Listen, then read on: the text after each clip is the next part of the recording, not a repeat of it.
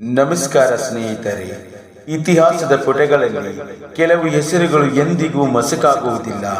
ಕಷ್ಟಗಳ ಮಧ್ಯೆಯೇ ದೇಶವನ್ನು ಮುನ್ನಡೆಸಿದ ನಾಯಕರು ಅಮರರಾಗುತ್ತಾರೆ. ಅಂತ ಮಹಾನ್ ನಾಯಕರಲ್ಲಿ ಒಬ್ಬರು ಫ್ರಾಂಕ್ಲಿನ್ ಡೆಲಾನೋ ರೂಸ್ವೆಲ್ಟ್. ಅಮೆರಿಕದ 32ನೇ ಅಧ್ಯಕ್ಷರು, 4 ಬಾರಿ ಅಧ್ಯಕ್ಷರಾದ ಏಕೈಕ ವ್ಯಕ್ತಿ, ಅಂಗವಿಕಲತೆಯನ್ನು ಶಕ್ತಿಯಾಗಿ ಪರಿವರ್ತಿಸಿದ ಮಹಾನ್ ಹೋರಾಟಗಾರ. ಇಂದು ಈ ವಿಡಿಯೋದಲ್ಲಿ ಅವರ ಜೀವನ ಚರಿತ್ರೆಯನ್ನು ತಿಳಿದುಕೊಳ್ಳೋಣ.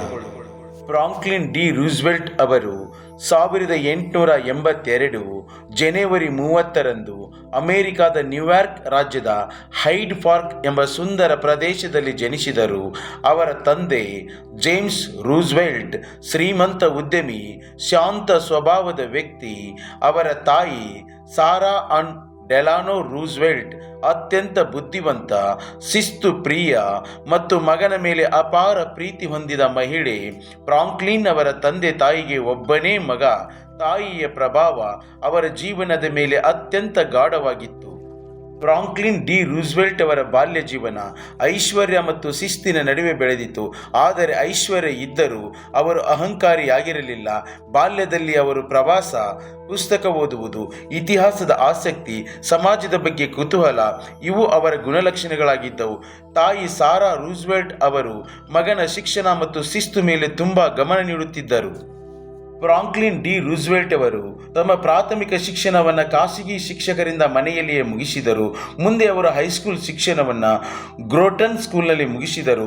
ಗ್ರೋಟನ್ ಸ್ಕೂಲ್ನಲ್ಲಿ ಇದ್ದಾಗ ಶಿಸ್ತು, ನೈತಿಕತೆ, ನಾಯಕತ್ವ ಇವುಗಳನ್ನು ಕಲಿತರು. ಉನ್ನತ ಶಿಕ್ಷಣಕ್ಕಾಗಿ ಹಾರ್ವರ್ಡ್ ವಿಶ್ವವಿದ್ಯಾಲಯವನ್ನು ಪ್ರವೇಶಿಸಿದರು. ನಂತರ ಕೊಲಂಬಿಯಾ ಲಾ ಸ್ಕೂಲ್ನಲ್ಲಿ ಕಾನೂನು ಶಿಕ್ಷಣ ಪಡೆದರು. ಅವರ ಮನಸ್ಸು ರಾಜಕೀಯದತ್ತ ಹೆಚ್ಚು ಆಕರ್ಷಿತವಾಗಿತ್ತು. 1905ರಲ್ಲಿ ಎಫ್.ಡಿ. ರೂಸ್ವೆಲ್ಟ್ ಅವರು ತಮ್ಮ ದೂರದ ಸಂಬಂಧಿಯಾದ ಎಲಿನರ್ ರೂಸ್ವೆಲ್ಟ್ ಅವರನ್ನು ವಿವಾಹವಾದರು.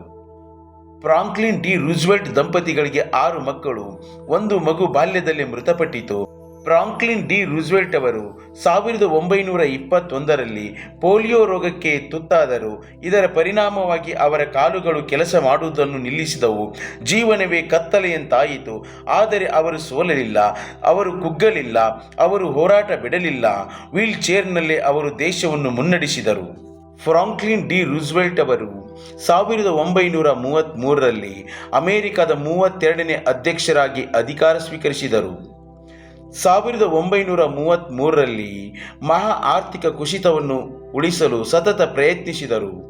1933ರಲ್ಲಿ ರೂಸ್ವೆಲ್ಟ್ ಅವರು ನ್ಯೂ ಡೀಲ್ ಎಂಬ ಐತಿಹಾಸಿಕ ಆರ್ಥಿಕ ಯೋಜನೆಯನ್ನು ಜಾರಿಗೆ ತಂದರು.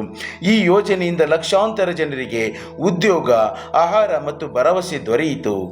1933ರಲ್ಲಿ ಬ್ಯಾಂಕುಗಳ ಮೇಲಿನ ಜನರ ನಂಬಿಕೆ ಮರಳಿ ತರಲು ಬ್ಯಾಂಕಿಂಗ್ ರಿಫಾರ್ಮೇಷನ್ ಆಕ್ಟ್ ಜಾರಿಗೆ ತಂದರು.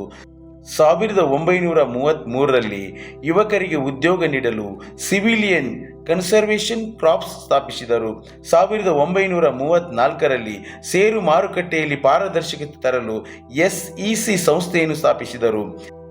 1935ರಲ್ಲಿ ವೃದ್ಧರು, ನಿರುದ್ಯೋಗಿಗಳು ಮತ್ತು ಅಂಗವಿಕಲರಿಗೆ ಸಾಮಾಜಿಕ ಭದ್ರತೆ ಒದಗಿಸುವ ಕಾಯ್ದೆಯನ್ನು ಜಾರಿಗೆ ತಂದರು.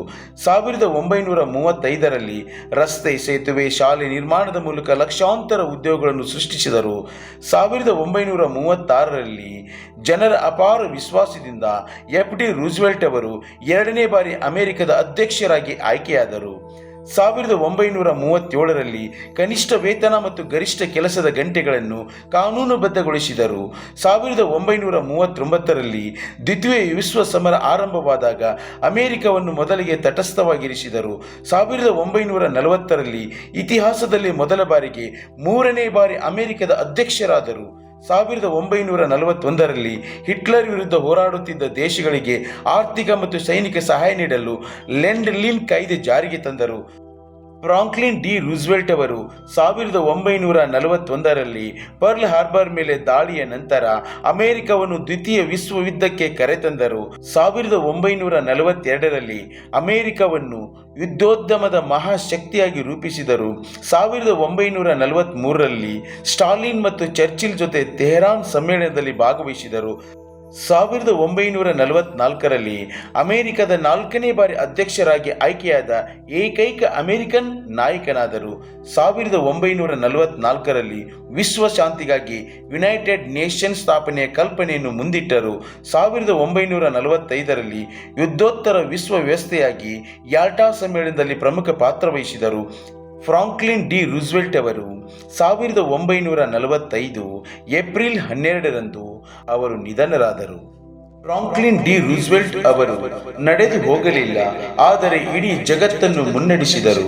ಫ್ರಾಂಕ್ಲಿನ್ ಡಿ ರೂಸ್ವೆಲ್ಟ್ ಒಂದು ಹೆಸರು ಅಲ್ಲ, ಒಂದು ಯುಗ. ಅಂಗವಿಕಲತೆಯ ನಡುವೆಯೂ 4 ಬಾರಿ ಅಮೆರಿಕದ ಅಧ್ಯಕ್ಷರಾದ ನಾಯಕ, ಜನರ ನೋವನ್ನು ಅರ್ಥ ಮಾಡಿಕೊಂಡ ಅಧ್ಯಕ್ಷ ಫ್ರಾಂಕ್ಲಿನ್ ಡಿ ರೂಸ್ವೆಲ್ಟ್ ಇತಿಹಾಸದ ಪುಟಗಳಲ್ಲಿ ಮಾತ್ರವಲ್ಲ, ಜನರ ಹೃದಯದಲ್ಲೂ ಅಮರ ಅಂತ ಹೇಳ್ತಾ ಈ ವಿಡಿಯೋನ ಇಲ್ಲಿಗೆ ಮುಗಿಸ್ತಾ ಇದ್ದೇನೆ. ಮತ್ತೊಂದು ವಿಡಿಯೋದೊಂದಿಗೆ ಸಿಗೋಣ. ಅಲ್ಲಿವರೆಗೂ ಎಲ್ಲರಿಗೂ ನಮಸ್ಕಾರ.